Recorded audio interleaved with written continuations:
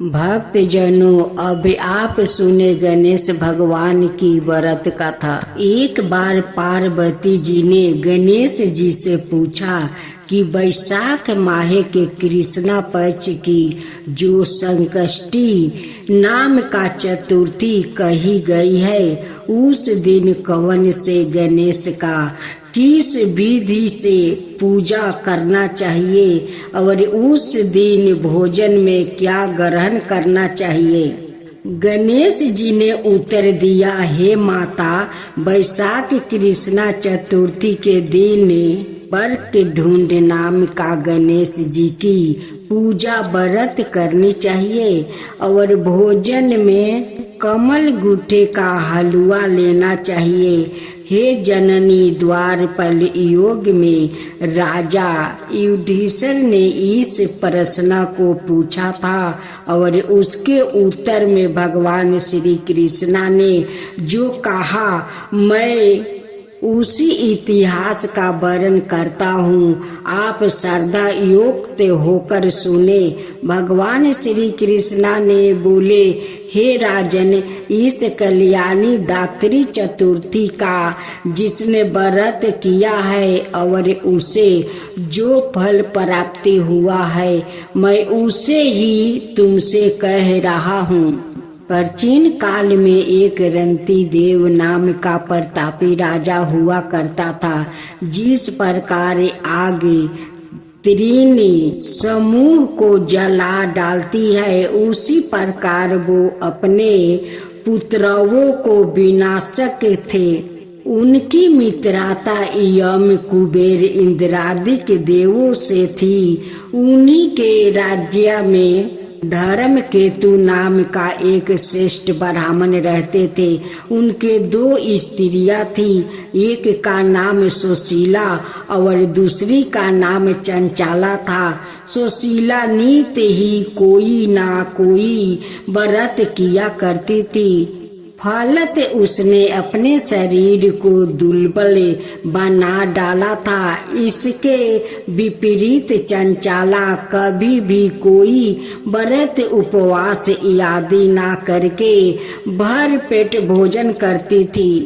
इधर सुशीला को सुंदर लक्षणों वाली एक कन्या हुई और उधर चंचला को पुत्र रतन की प्राप्ति हुई। यह देखकर चंचला बारंबार सुशीला को ताना देने लगी, अरे सुशीला, तूने इतना व्रत उपवास करके शरीर को दुर्बल बना डाली, फिर भी एक कुशकाय कन्या को जन्म दिया। मुझे देख, मैं कभी व्रती के चक्कर में ना पड़ कर हष्ट पुष्ट बनी हुई हूँ और वैसे ही बालक को भी जन्म दिया है। अपनी सवत का वियोग बाण सुशीला का हृदय में चुभने लगा। ओ पतिव्रता विधवत गणेश जी की उपासना करने लगी।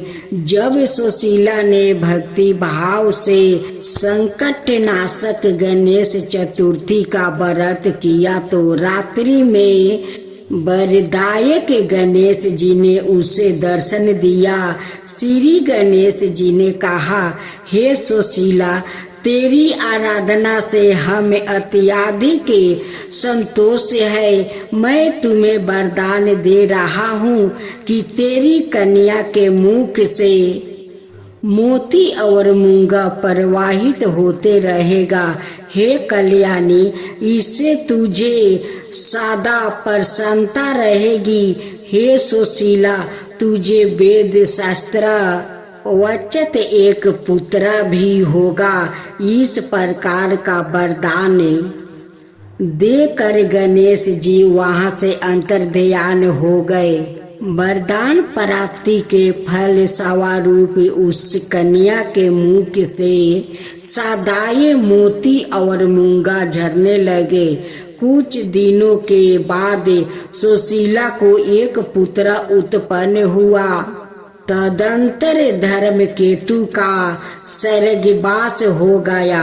उनकी मृत्यु के उपरात चंचला घर का सारा धन लेकर दूसरे घर में जाकर रहने लगी, परंतु सुशीला पति गिरह में रहकर ही पुत्र और पुत्री का पालन पोषण करने लगी। अपनी कन्या के मुंह से मोती मूंगा गिरने के फलस्वरूप रूप सुशीला के पास अल्प समय में ही बहुत सा धन एकत्र हो गया। इस कारण चंचला उसे ईर्ष्या करने लगी। एक दिन हत्या करने के उपदेश में चंचला ने सुशीला की कन्या को कुएं में धक्का दिया। उस कुएं में गणेश जी ने उसकी रक्षा की और वो बालिका सकुशल अपनी माता के पास लौट आई। उस बालिका की जीवित देखकर चंचला का मन गहीन हो उठा। वो सोचने लगी कि जिसकी रक्षा ईश्वर करता है उसे कौन मार सकता है। इधर सुशीला अपनी पुत्री को पुण्य प्राप्ति कर प्रसन्न हो गई। पुत्री को छाती से लगाकर उसने कहा, श्री गणेश जी ने तुझे पूर्ण जीवन दिया है, नाथों के नाथ गणेश जी ही है। चंचला आकर उसके पैरों में नतमस्तक हुई। उसे देखकर सुशीला के आश्चर्य का ठिकाना ना रहा। चंचला हाथ जोड़कर कहने लगी, हे महीन सुशील, मैं बहुत ही पापिनी और दुष्ट हूँ। आप मेरे अपराधों को क्षमा कीजिए। आप दयावती है। आपने दोनों कुलों का उद्धार कर दिया है। जिसका रक्षक देवता होता है उसका मानव क्या बिगाड़ सकता है। जो लोग संतों और सत पुरुषों का दोष देखते हैं वो अपनी करनी से सवाए नाश होकर प्राप्ति होते हैं। इसके बाद चंचला ने भी उस कष्ट निवारक पुण्यदायक संकट नाशक गणेश जी के व्रत को किया। श्री गणेश जी के अनुग्रह से परम्पार उन दोनों में प्रेम भाव स्थापित हो गया। जिस पर गणेश जी के कृपा होती है उसके सूत्रा भी मित्रा बन जाते हैं। सुशीला के द्वार संकट नाशक गणेश चतुर्थी व्रत किया जाने के कारण ही उसकी सवत चंचला का हृदय में परिवर्तन हो गया। श्री गणेश जी कहते हैं कि हे देवी, पूरा काल का पूरा वृत्तांत आपको सुना दिया है। इस लोक में इससे श्रेष्ठ विधन विनायक कोई दूसरा व्रत नहीं है। भगवान श्री कृष्णा जी कहते हैं कि हे धर्मराज, आप भी विधि पूर्वक गणेश जी का व्रत कीजिए। इसके करने से आपका शत्रुओं का नाश होगा और अष्ट सिद्धियों और नौ निधियों आपके सामने करबद्ध होकर खड़ी रहेगी। हे धर्म नारायण युधिष्ठिर, आप अपने भाइयों, धर्म पत्नी और माता के सहित इस व्रत को कीजिए। इससे थोड़े समय में ही आप अपने राज्यों को प्राप्त करेंगे। भक्त जनों, आज आप सुने चौठ माता की व्रत कथा। एक सेठ और सेठानी थी। उनके एक बेटा और बहू थी। बहू सबको भोजन करवा के फिर सवाए भोजन करती थी। एक पड़ोसिन ऐसी भी थी जो रोज पूछती कि बहू आज क्या बनाई, क्या खाई है। बहू कहती है ठंडो बासी। एक दिन उसके पति ने ऐसे सुनकर विचार किया कि आज तो पकवान बनाए जाए, फिर देखे कि मेरी पत्नी क्या करती है। उसने तरह तरह के पकवान बनाया और घर के सभी लोगों ने एक साथ बैठकर भोजन किया।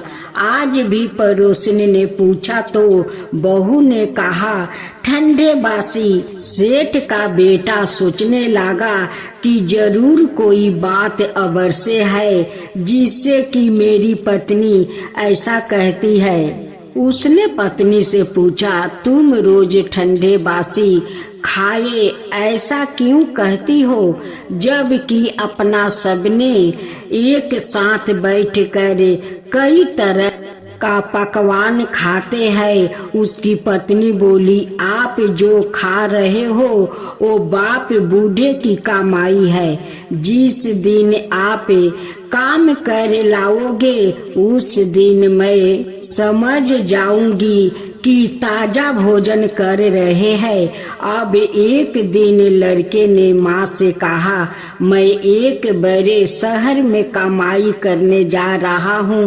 माँ बोली बेटा अपने पास इतना धन है कि खाए से नहीं घटेगा।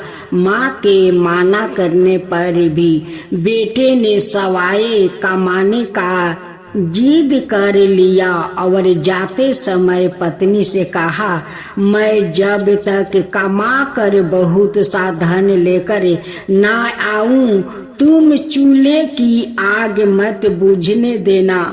एक दिन चूल्हे की आग बुझ गई तो वो मन ही मन घबराने लगी, कहीं मेरे पति पर संकट तो नहीं आन पड़ा। जल्दी से पड़ोस में से आग लाकर चूल्हे में राख दूं, ऐसा विचार करके पड़ोस में गई। वहाँ पड़ोसिन चौठ माता का व्रत पूजन कर रही थी। पड़ोसिन ने कहा थोड़ी देर में आकर ले जाना। बहू ने पड़ोसिन से पूछा आप यह व्रत क्यों करती है, इसे क्या मिलता है। पड़ोसिन ने कहा चौठ माता के इस व्रत को करने से अन्य लक्ष्मी मिले और अपनी मनोवांछित फल मिल जाता है। अब बहू भी चौठ माता का व्रत करने लगी। दीवार पर चौठ माता बनाई। उस दिन घी गुड़ का चूरमा बनाकर रात्रि को चंद्रमा को अर्घ देकर भोजन करती है।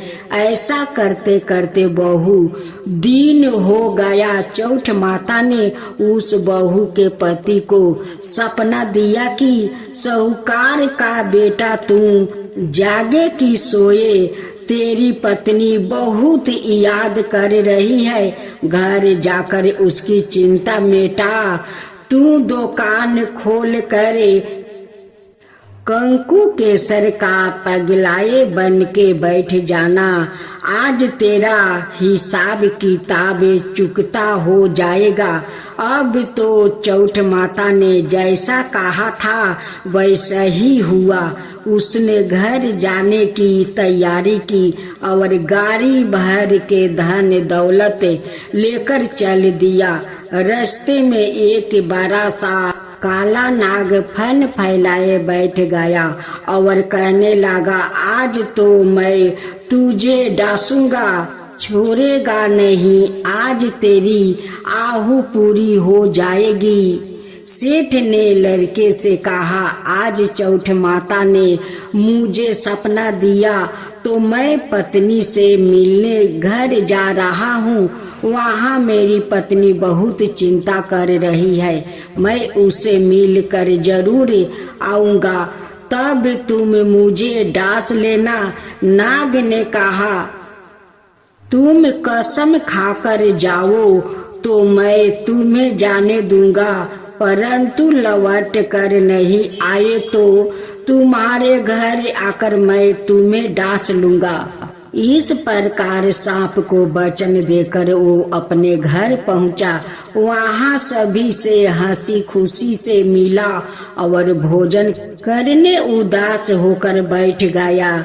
उसकी पत्नी ने उदास होने का कारण पूछा तो पति ने काले नाग वाली बात बताते हुए कहा, यदि मैं उसके पास नहीं जाऊंगा तो वो घर आकर ही मुझे डांस लेगा। पत्नी बहुत चतुर थी। उसने कहा कि आप घबराओ नहीं, लेट जाओ, मैं एक उपाय करती हूँ। पत्नी ने कमरे की 7 पेढ़ी सिरवा धोई। पहली पेढ़ी पर रेत, दूसरी पर इत्र, तीसरी पर गुलाल फूल, चौथी पर कंकु केसर, 5वीं पर लड्डू पेड़ा, 6ठी पर गादी गलैचा और 7वीं पेढ़ी पर दूध का कटोरा भर कर रख दिया। इस प्रकार वह 7 ही पेढ़ी सजाकर बैठ गई। आधी रात होते ही नाग आकर पेढ़ी चढ़ने लगा। पहली पेढ़ी पर रेत में लौट गया और कहने लगा कि सेठ की बहू ने आराम तो बहुत दिया है, पर बचनों से बंद कर आया हूँ, सो डांसूंगा। अबर से ही इसी प्रकार 7 पेढ़ियों पर नाग आराम करता हुआ और कहता हुआ कि डांसूंगा जरूर। कमरे के जाने ही वाला था कि चौठ माता ने विचार किया कि मैं इसे नहीं बचाऊंगी तो संसार में धर्म कर्म और व्रत पूजन को कौन मानेगा। अब तो गणेश जी, चंद्रमा जी और चौठ माता ने उसे बचाने का विचार किया। चंद्रमा जी ने उजाला किया, चौठ माता ढाल बनी और गणेश जी ने तलवार लेकर नाग को मार दिया और ढाल से ढाक दिया। अब बहू भी थकी हारी सो गई। दिन उगा तो लोग बेटे से मिलने आए, परंतु बेटा बहू तो उठे ही नहीं थे। बहुत देर हो गई तो माँ उन्हें उठाने गई। माँ ने 7 पेढ़ियों पर जो कुछ देखा तो बहुत घबराई और बेटा बहू को आवाज लगाई। बेटा बहू उठे तो देखा कि एक ढाल तलवार वहाँ पड़ी है। अब ढाल उठाई तो वही काला नाग मारा हुआ पारा था। बेटा बहू ने सोचा कि आज तो धर्म कर्म ही आरे आए, जो भगवान गणेश जी और चौठ माता ने अपनी रक्षा की है। चौठ माता अपने जैसी सेठ के बेटे बहू की रक्षा की, वैसा ही सबकी रक्षा कीजिए। बोले चौठ माता की जय, चौठ माता की जय। गणेश भगवान की जय हो, गणेश भगवान की जय हो। माता पार्वती की जय हो, माता पार्वती की जय हो। भोलेनाथ की जय हो, भोलेनाथ की जय हो। यह कहकर बर्मा पार्वती को एक और ले गया और उन्हें उचित स्थान पर बैठा दिया। शिव और सिंदूर भयंकर युद्ध होने लगा। बर्मा और कोई ना होकर सवाए गणेश थे, जो अपनी माता का आहन पर बर्मा बनकर वहां पहुंचे थे। शिव से युद्ध करते करते जब सिंदूर थक गया तो बर्मा भेषधारी गणेश ने उस पर अपनी माया चलाई। असुर को चारों ओर से एक ही आवाज सुनाई देने लगी, सिंदूर भाग जा, जिससे तू युद्ध कर रहा है वो सवाए देव भगवान शिव है, और जिसे तू स्त्री के रूप में पाने की इच्छा कर रहा है वो माता पार्वती है। भगवान शिव को तू कभी पराजित नहीं कर पाएगा, इसलिए अपनी जान बचाओ और तुरंत यहाँ से भाग जा। यह आवाज सुनकर सिंदूर वहां से भाग निकला। शिव विजयी रहा। गणेश अपने बस्ता बी के रूप में आकर माता पार्वती से बोले, असुर भाग गया माँ, असुर भाग गया माँ। मैंने अपनी माया से उसे इतना भयभीत कर दिया है कि अब वो इस और झांकेगा भी नहीं। अब आप सुरक्षित है माँ। अपने पुत्र की बात सुनकर पार्वती प्रसन्न होकर बोली, पुत्रा तुम बहुत उचित समय पर पहुँचे।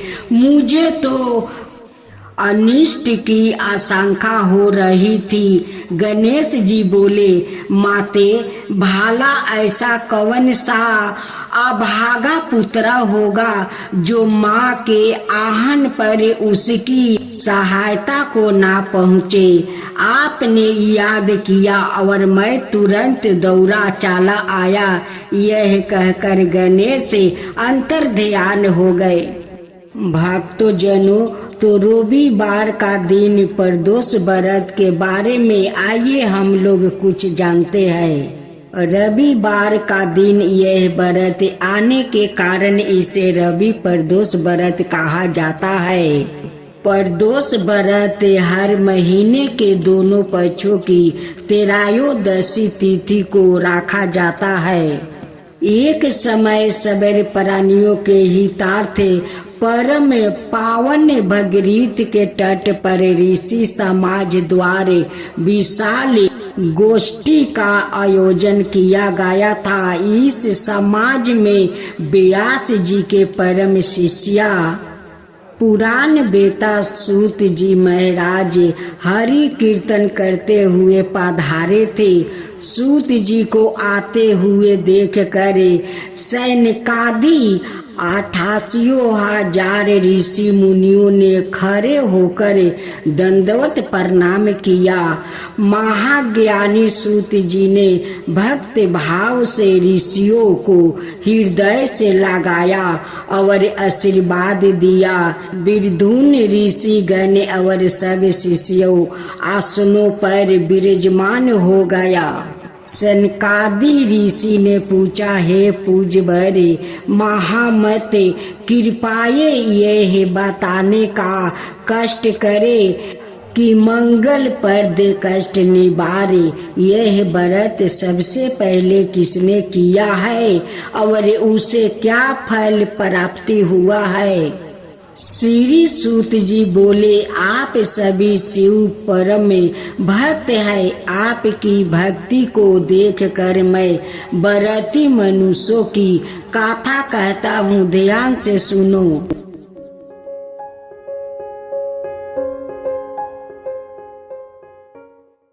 भक्तों जनों, तो अब आप सुने रविवार का प्रदोष व्रत कथा। रवि प्रदोष व्रत की कथा का अनुसार एक गांव में अति दिन ब्राह्मण निवास करता था। उसकी साध्वी स्त्री प्रदोष व्रत किया करती थी। उसके एक ही पुत्र रतन था। एक समय की बात है, वो पुत्र गंगा स्नान करने के लिए गया था। दुर्भाग्य वर्ष मार्ग में चोरों ने उसे घेर लिया और वो कहने लगे कि हम तुम्हें मार देंगे, नहीं तो तुम्हें अपने पिता को गुप्त धन के बारे में हमें बतला दो। बालक दीन भाव से कहने लगा कि बंधुओं, हम अत्यंत दुखी दिन है, हमारे पास धन कहाँ है। तब चोरों ने कहा कि तेरे इस पोटली में क्या बांधा है। बालक ने निसंकोच कहा कि मेरी माँ ने मेरे लिए रोटियां दी है। यह सुनकर चोरों ने अपने साथियों से कहा कि साथियों, यह बहुत ही दीन दुखी मनुष्य है, अतः हम किसी और को लूटेंगे। इतना कह कर चोर ने उस बालक को जाने दिया। बालक वहां से चलते हुए एक नगर में पहुंचा। नगर के पास एक बरगद का पेड़ था। वो बालक उसी बरगद के वृक्ष की छाया में सो गया। उसी समय उस नगर के सिपाही चोरों को खोजते हुए उस बरगद के वृक्ष के पास पहुंचा और बालक को चोर समझकर बंदी बना लिया। राजा के पास ले गए। राजा ने उसे कारावास में बंद करने का आदेश दे दिया। ब्राह्मणी का लड़का जब घर नहीं लौटा तब उसे अपने पुत्रा की बड़ी चिंता हुई। अगले दिन प्रदोष व्रत था। ब्राह्मणी ने प्रदोष व्रत किया और भगवान शंकर से मन ही मन अपने पुत्रा की कुशलता की प्रार्थना करने लगी। भगवान शंकर ने उसे ब्राह्मणी की प्रार्थना स्वीकार कर लिया। उसी रात भगवान शंकर ने उसे राजा को सपने में आदेश दिया कि वो बालक चोर नहीं है, उसे प्रातः काल छोड़ दे, अन्यथा उसका सारा रजिया वैभव नष्ट हो जाएगा। प्रातः काल राजा ने शिव जी की आज्ञा अनुसार उस बालक को कारावास से मुक्त कर दिया। बालक ने अपनी सारी कहानी राजा को सुनाई। सारा वृत्तांत सुनकर राजा ने अपने सिपाहियों को उस बालक के घर भेजा और उसके माता पिता को राज दरबार में बुलवाया। उसके माता पिता बहुत ही भयभीत थे। राजा ने उन्हें भयभीत देखकर कहा कि आप भयभीत ना हो, आपका बालक निर्दोष है। राजा ने ब्राह्मण को 5 गांव दान में दिया, जिससे कि वो सुख पूर्वक अपना जीवन व्यतीत कर सके।